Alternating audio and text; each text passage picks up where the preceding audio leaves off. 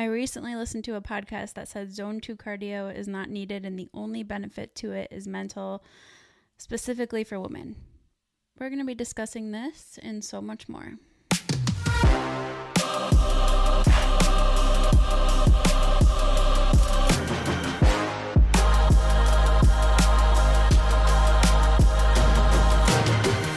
Welcome back to another Q&A day of the Here to Evolve podcast. Why don't you take it right off the top? You came in hot. Came in hot today. Melissa, who has been a client with us, gosh, she's probably one of our longest clients. She's worked with me. She now works with Sienna. But she had a great question this week, and it stems from an episode of the Huberman Lab podcast where Dr. Stacy Sims was on. And basically, to kind of just sum it up for you guys, Dr. Stacy Sims was talking about cardio, and specifically cardio for women and how, or rather what she recommends for that. So what Melissa wrote here, she said, one of her points surprised me and I'd love to get your take on it. She said that for cardiovascular / metabolic benefits, true hit, like 10 out of 10 efforts paired with rest for a number of sets is what matters and what the focus should be in terms of any cardio activity. When asked about zone 2 cardio, she said, although that she enjoys zone 2 cardio personally, the only benefit is mental, and that this type of cardio work is not needed in a weekly training plan because there isn't any major physical benefit to zone 2 cardio in regard to women. And she went on to say our client Melissa is currently training for a half marathon. She enjoys zone 2 cardio, so she found this response surprising.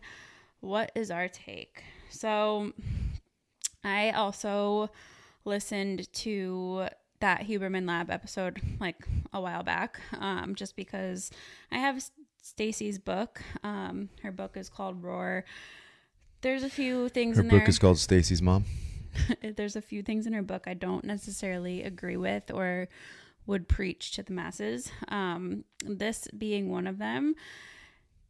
I first want to say zone 2 cardio is not bad for women. I don't love that I don't know that she straight up calls it bad, but she says it's not optimal and that the only benefit is mental. And I completely... What would be the contradiction between men and women? What's the contrast there? So there is research to show that women just can recover better than men. And we also can handle a higher intensity load compared to men. So we are superior beings. Handling higher intensity loads. Aspect. So I think that's really where Stacy gets this hypothesis from. But here's the thing. Here's what we know. We know that the majority of the population is not meeting the minimum guidelines when it comes to physical activity, and cardio specifically. Strength training is included in that. We know that most people are not doing anything or not even close to what they should be doing. So when you kind of limit people even more in that regard, we're not helping the issue here. Even if that is let's say that is the most optimal way, which I also don't agree with. Now, with that in mind, with what she said and with the fact that we know women can just benefit a little bit more from the higher intensity work, we can handle more of that compared to men, we can recover a little bit better as far as how many, rounds of that we're doing. I think that there's room for both when it comes to cardio, and we don't necessarily have to pick and choose or be scared of one type of cardio, especially because high intensity interval training is high intensity. So it takes longer for you to recover than compared to something like zone 2. So if we're only doing high intensity interval training all the time and we're not prioritizing that recovery, that's not really going to set us up so great when it comes to seeing progress. The most important thing we want to focus on is obviously meeting the recommended guidelines as a step 1. Step 2, improving our overall aerobic endurance is only going to be helpful to us. That's not going to be harmful. And how do we do that? Zone 2 is a great way to do that for a lot of people. So improving our fitness and our aerobic endurance overall is going to benefit our health regardless. And the last thing, I mean, just do your cardio. In my opinion, do the type of cardio that you're going to be consistent with, that you enjoy. And when it comes to like most efficient, most optimal, that really depends on your goals. And for someone who's training for a half marathon, you're not going to just do HIIT all the time. Like, you're going to need to improve your overall endurance. So I disagree with how she put that on the podcast, and maybe she clarifies that elsewhere. But there are so many benefits to Zone 2 and to improving your aerobic capacity in that aspect, as well as incorporating more HIIT. I'd like to give you guys a new lens to look at a lot of this stuff through.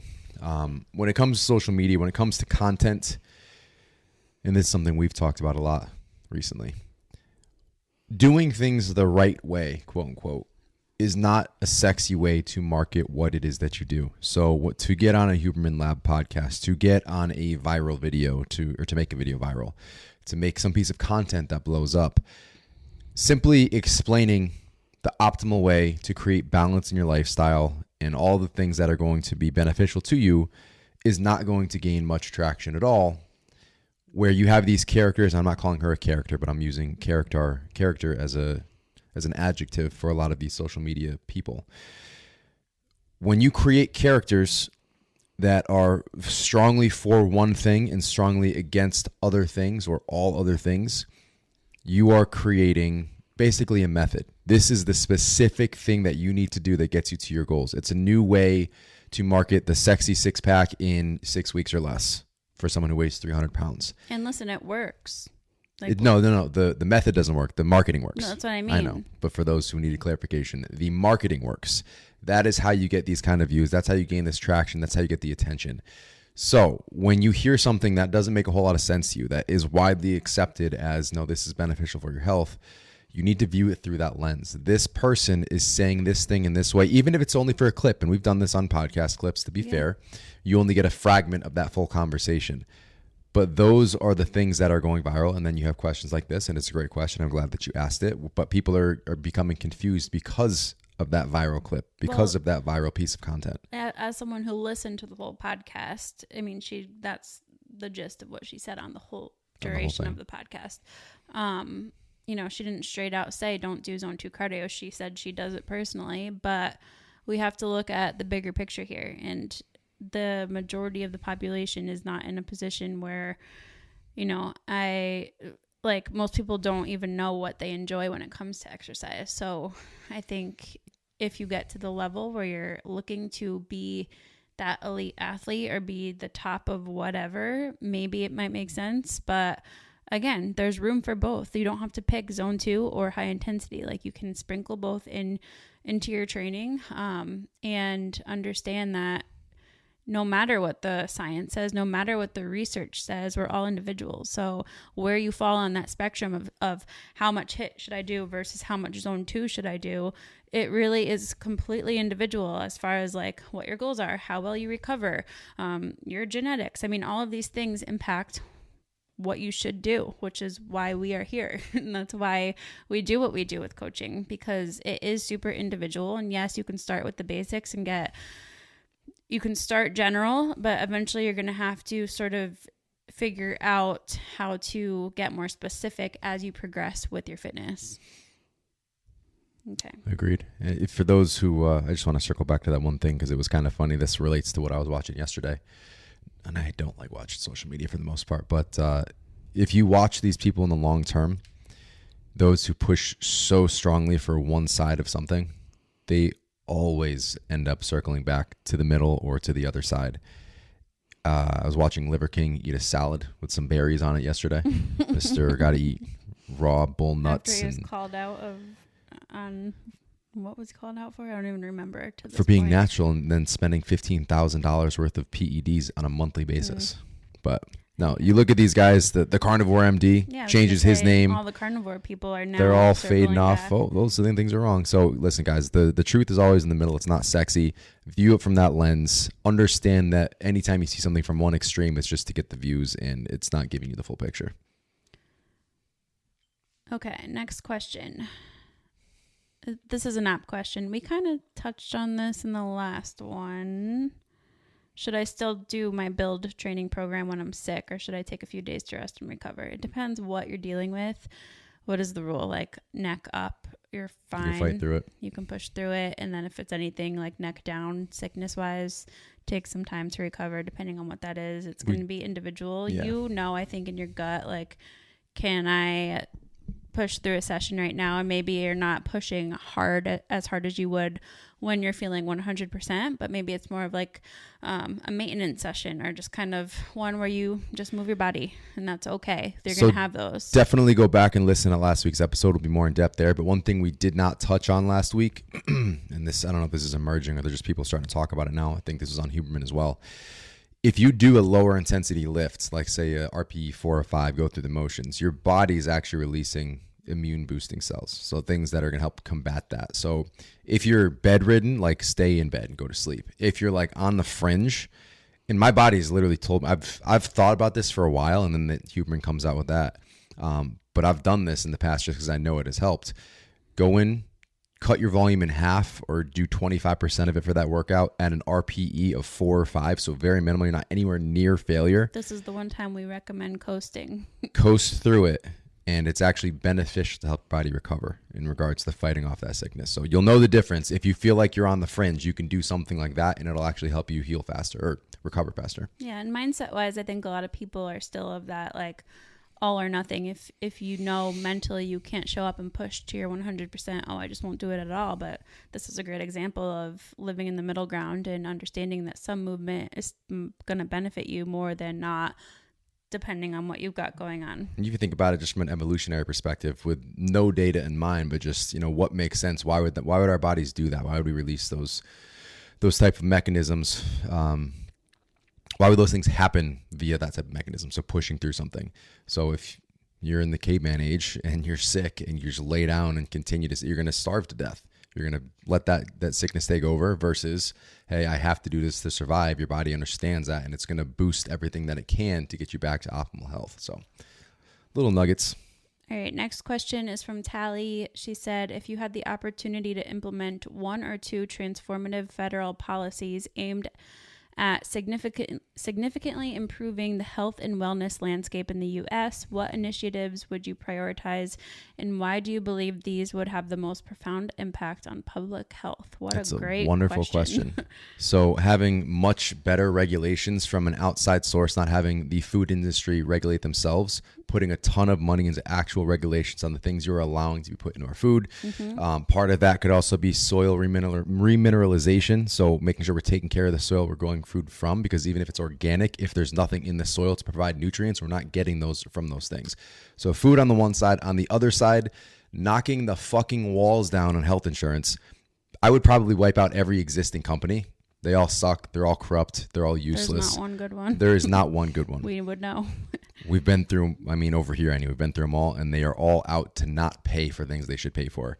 So they all go away. Maybe some of them go to jail. But in all seriousness, we would make sure that it was a requirement to cover things like gym memberships, to cover things like coaching, to cover any health related thing that gets qualified. It's not just Joe Schmo throwing up a website and saying he's a health coach. Something being qualified, and anything that is proactive, not just focusing on the system of reactivity where you are fucked. Once you get something, look at cancer. We don't have earlier screening for all things. You're talking about like a whole body MRI that's covered. You have to go pay that out of pocket, which can be very expensive. That's becoming more normalized. So there are places you can go now for $2,000, $3,000 for a decent scan. But doing those things, if you're at a certain age, maybe it's every 3 years, every 5 years. And then as you get older, every fucking 6 months. Because if you catch cancer early, it's very easy to treat in most cases. The problem is when you get to stage 2, 3, 4, we get to that terminal stage, all you're doing is managing the system that you're at, which is our healthcare system, managing your fucking illness versus actually solving it. So being proactive across the board, having health insurance be required to cover these things, which they should be doing, they should want to do now, because they're going to save hundreds of thousands of dollars down the line if they actually cover it from the start. And to make it transparent, you have all this bullshit being passed that makes it supposed to be transparent as far as pricing, as far as what this procedure should be. And then you go to the hospital and a fucking Tylenol is $500 and you get double charged if you're not reading through your bill and seeing all these things. So wiping the whole fucking thing down and rebuilding it. So you've got the food industry on the one side, you have proactive healthcare on the other side.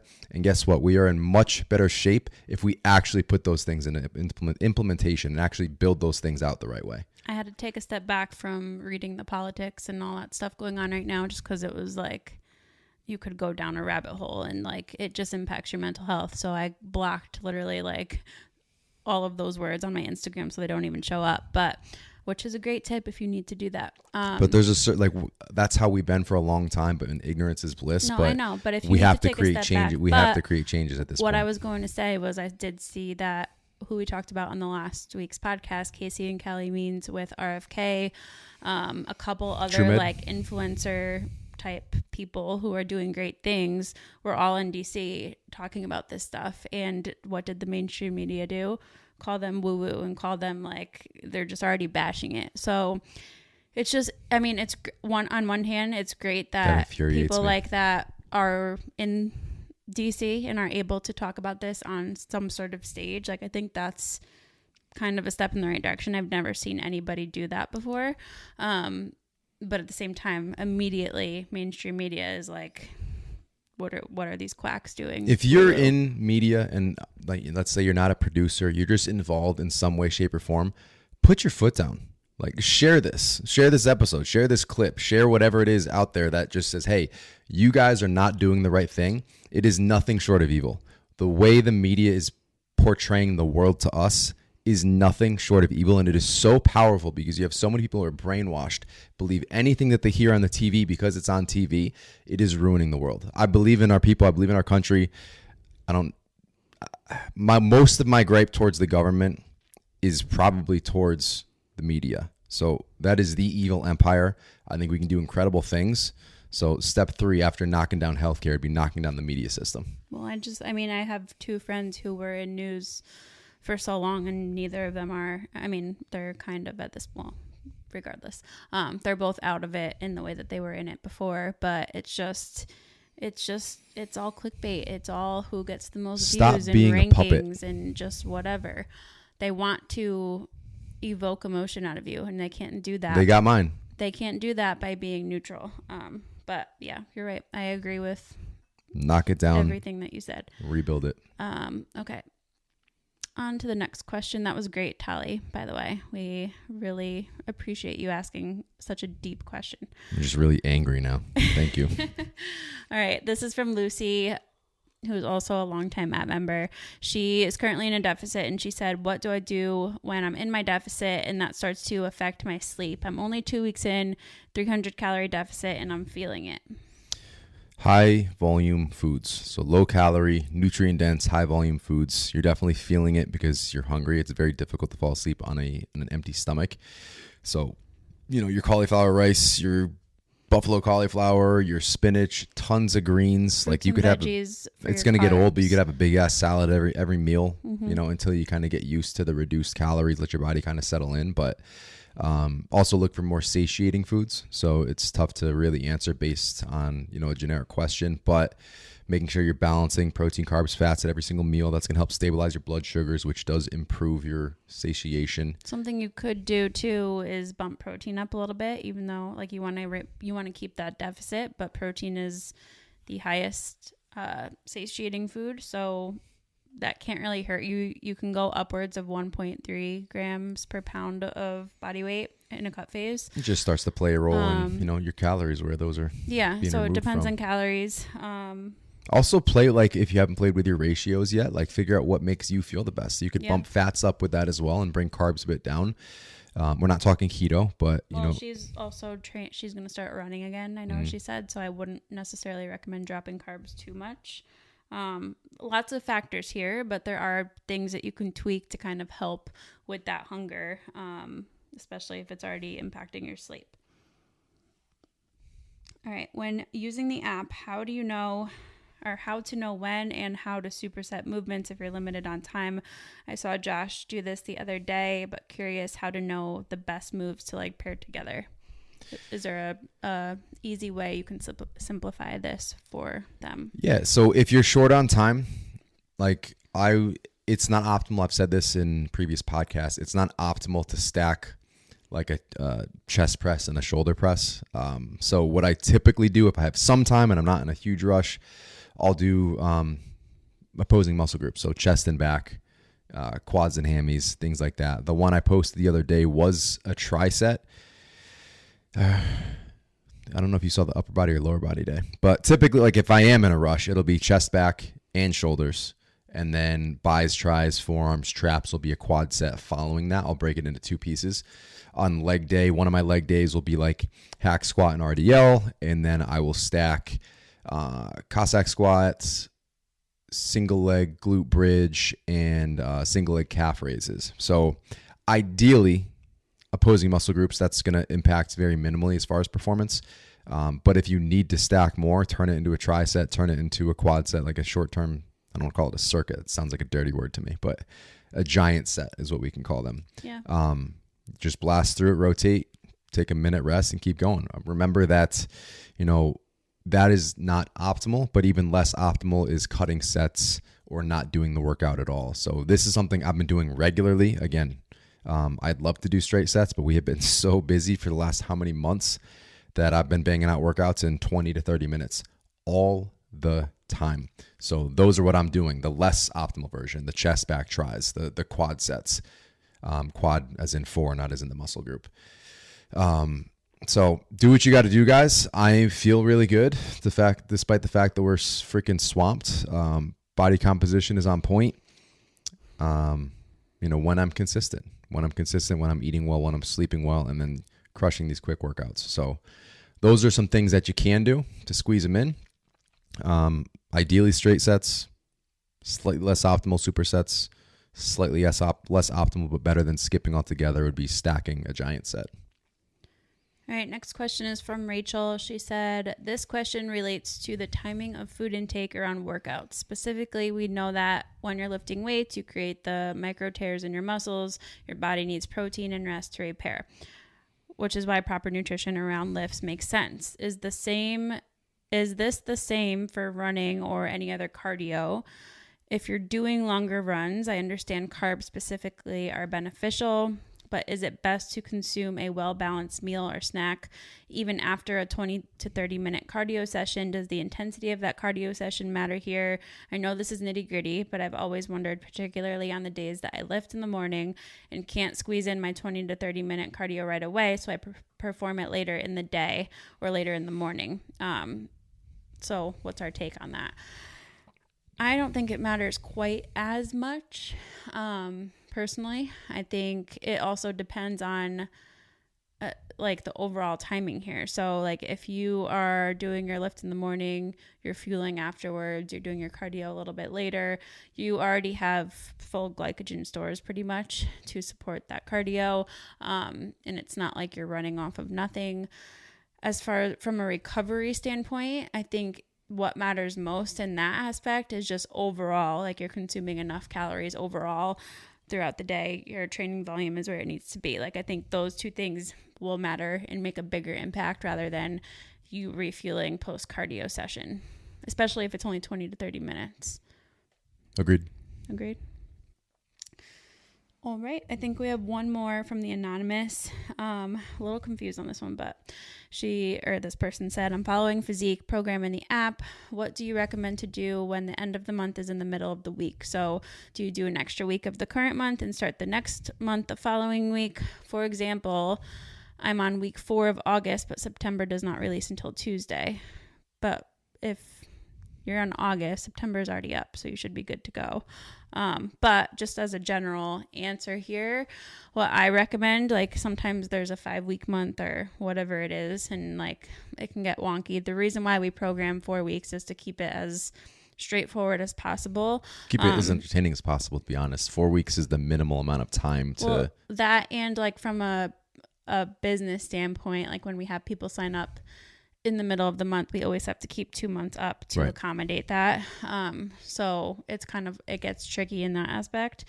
But yeah, I would recommend either, a couple things. Number one, do what you said. So do an extra week of the current program and just wait for the new ones to drop. Or you can, like if it if it falls in the middle of the week like that and you don't necessarily have a full week, you can take a little deload if you haven't done that in a while. You can opt to just do some fun stuff in the gym for 3 days. It's not going to kill your progress whatsoever. Or go to day 2 and then pick up day 3 on the new program and rotate through that. So week 1 would be day 3, day 4, day 5, day 1, day 2. And then a lot of people don't like that mentally, though. Yeah, that's go to the weekend with the new program, go to the next week. Like, that's why you don't lose access to those programs right away. You can change it. So go the full 5 weeks, or, if you're excited to start the new one, like you said, play around for a couple of days and then start the next one. That said, man, we have some cool things coming. The end of the year is going to be, that's why things are so busy right now, but the end of the year is going to be a very, very, very exciting time. The tools you guys are going to get access to, and even just with these Q&A episodes in mind, like the ability to bring you guys as much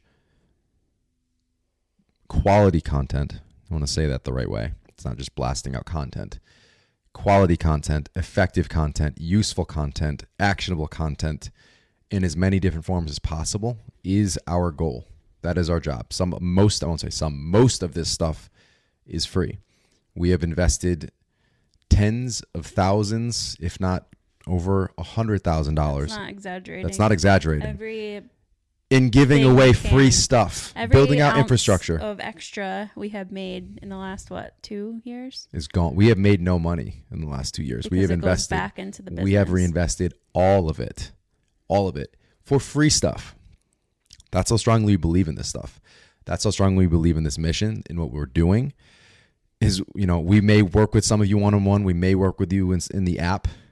Most of you we will never work with. Most of you will engage in this content, and that is still worth it to us. You're going to change your life. You're going to change the lives of those around you. That is why we ask, so passionately, if you are listening to these episodes and you have not left a review, to please do so. Because while it's free for you and hopefully life-changing for you, it actually costs us money. We are spending a ton of time and a ton of actual dollars to bring you more content, to bring you better content, and to deliver it in a way that is easier for you with no strings attached. Like here are the quote unquote strings. Let's say you download a free guide on our website. You input your email address so that you get access to the guide. We send you the guide through there. And over the next 30 days, we give you expert tips that are dripped out in alignment with the guide that you just put out so you can utilize it better. Basically, coaching in a box for free. That's the string, quote unquote. So we appreciate you guys. We love you guys for being here and engaging with the content. And it would mean the world to us if you fully grasped our mission, what we're doing, and helped us with it. Like if you never sign up with us, we're going to keep doing this stuff for as long as we possibly can until the well runs dry, which, who knows what happens. But all we ask is that you help us grow the audience, help us expand it so we can help more people during the time that we are here and doing this. But again, that said, we are building out this big old hub, media hub, we can call it, for different content forms we can bring to you guys to continue to deliver value in whatever way that you learn best. The other component of that, which we were just sprinkling in about the app, some really, really cool things happening at the end of the year. So make sure you're staying tuned. Make sure that you're, listening to these. We'll keep you updated with little tidbits as we can. We can't talk about a lot of it right now, literally, legally. But we're excited. We hope you guys are too. One more question just came in, actually, on our anonymous question at box. The buzzer. I'm 5'2", 170 pounds. I've been eating 1,600 calories and 100 to 120 grams of protein a day since the end of June. I lost 3 pounds in the beginning. Now I'm stuck not losing. Everyone says I shouldn't go below 1,500 calories. What do you think? June, July, August, September, October. That's 4 months of 1,600 calories, 100 to 120 grams of protein. Question 1, and this is for you to answer for yourself. How honest are you with yourself about tracking? Are there any little things you're snacking on throughout the day? A little piece of that, a little bit of that, salad dressing, barbecue sauce? Like, what is it a strict there is no more than 1,600 calories going into your mouth, or is there some wiggle room? Well, they did say that 1 to 2 days a week, protein drops to around 70. So I'm going to assume, but she said she keeps calories. She doesn't go over calories. I'm assuming this is a girl. I don't know. I would bet things can be dialed in a little bit more, maybe. So Typically, that that's the says case. 2 days a week, or do they specifically state the weekend? 1 to 2 days a week, protein is around 70. Sounds I like would a guess it's a lax weekend, weekend. yeah. That's minimal tracking where you can erase your deficit in those 2 days. Completely erase it. They said calories they don't go over, but Yeah, but protein dropped by a almost lot. 50%. That's a lot, yeah. So, which, again, if it's rough weighing, you might still be tracking it. But my guess is there's some cleaning up to do on the tracking. yeah, That's my guess. typically that's what we see. And this isn't like aiming at you, but like with clients in general, they think they're doing everything right. And they think they're hitting 1,600 calories. But when we take a magnifying glass and look a little bit deeper, have those conversations, we typically can find some loopholes in that. So it can't hurt to really, really hone in on adherence and really, really focus on that for maybe another month, see what progress you can make there. And then I would make a decision from that point. But I mean, being 5'2", 15, I don't like putting hard cutoffs on caloric intake because some people are going to have to go to a lower amount to see progress. That's just how the cookie crumbles for some people. Some people can cut on 2,000 calories a day and never have to drop below that. So it really just depends on the individual. I don't like saying things like don't ever go under 1,500 calories because 1,200 is pretty typical. I would for say, a hard that's like floor. usually the lower end we would go to. And if we had to go to that point, it's typically not for very long. It's a very short time frame. Yeah, women 12, men around 1,800. So keep that in mind and understand that everybody is individual when it comes to that. But typically there's some things that you can improve adherence wise before you have to make an adjustment. Absolutely. And again, circling back to the 2 days, sounds like a lax weekend. To really put everything to the test, obviously clean that up. That's step one, but stick to whole foods. Like we talk about moderation all the time. Most people don't really process what true moderation is. Eat all whole foods. For your first check mark, make it a week, and then make it 2 weeks, and then make it a month. Like 100% whole foods. Like if you have significant weight to lose and you really want to change your life, ask yourself, is this immediate gratification worth continued discomfort? If I'm unhappy in my own skin, is this thing right now going to outweigh the happiness that I have long term? Is it going to make me happier here than it is going to be for the next 10 years? Probably not. And, we can talk about is discipline and determination. Are these trigger words? Are these words that are unhealthy to use? At the end of the day, it's just you balancing that, having that decision, having that discussion with yourself to make that decision. So can you grind it out for, start with a day, 1 day of whole foods. Next check mark is a week. Next check mark is 2 weeks. And then it's a month. And yeah, once you start seeing progress and you hit your stride and you're seeing things move in the right direction, sprinkle in actual moderation. But this goes back to like people in my scenario. I've got people in my family dealing with similar things that I have dealt with. I had Barrett's esophagus. I've dealt with this for over a decade. Drinking is non-negotiable. That doesn't happen. No alcohol for me. Caffeine was out for a few years when symptoms were really bad. Those are non-negotiables. Whereas I have people in my family who are still struggling. Like it's extremely uncomfortable, but they will keep drinking. They will keep having caffeine. So how bad can you really feel for yourself if you're not willing to just not even doing anything extra? Remove the things that are hurting you. Remove the things that are making your life worse. Those are some things I don't truly understand. Why we aren't making, I know, call it addiction. Is it addiction to alcohol, addiction to caffeine, addiction to those types of foods? You can have there's a whole nother tangent. You can have a full episode on this, whether that's fair to say or not. But be real with yourself. Weigh out the short-term gratification versus the things you're looking for long-term and how much better your life is going to be once you achieve those goals. You do those two things, you dial in what you're actually tracking, and you convert specifically to whole foods for 30 days, you're going to have a complete transformation as far as mindset, how you're feeling, and progress. I can guarantee by 4 episodes from now. Mm-hmm. Let us know. Give us an update if you do that. All right, you guys, that wraps up this week's Q&A. Where can they find you? I'm at Alessandra Skutnik. I'm at Josh Skutnik. Everything else is linked in the show notes.